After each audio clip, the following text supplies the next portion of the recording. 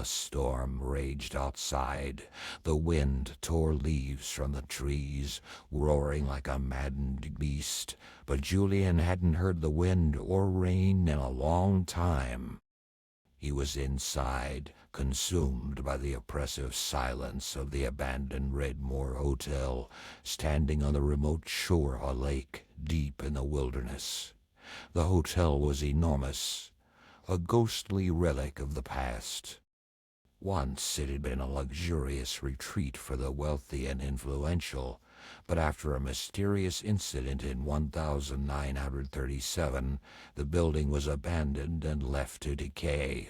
People said that on one fateful night, all the guests had simply vanished, and since then the building had stood, swallowed by darkness and overgrown by the forest. But Julian, a well-known journalist, didn't believe the rumors and decided to spend the night in Redmoor to either debunk or confirm the legend. Upon entering, he felt a thick, clinging silence wrap around him like a web.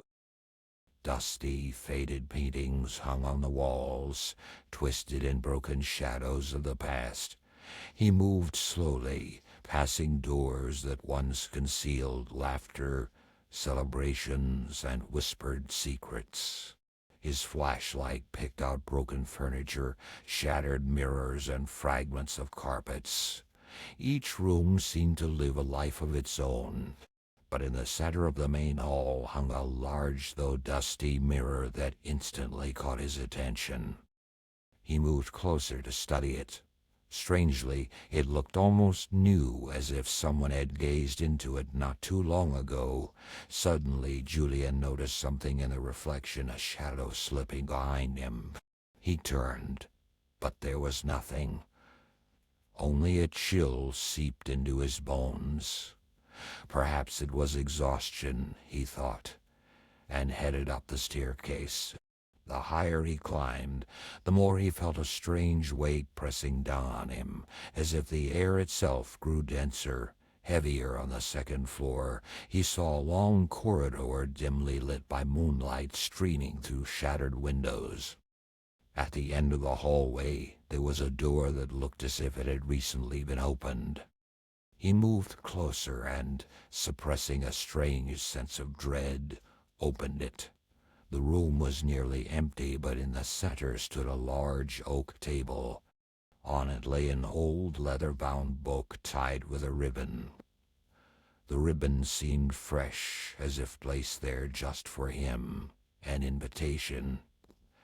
He opened the book and began reading.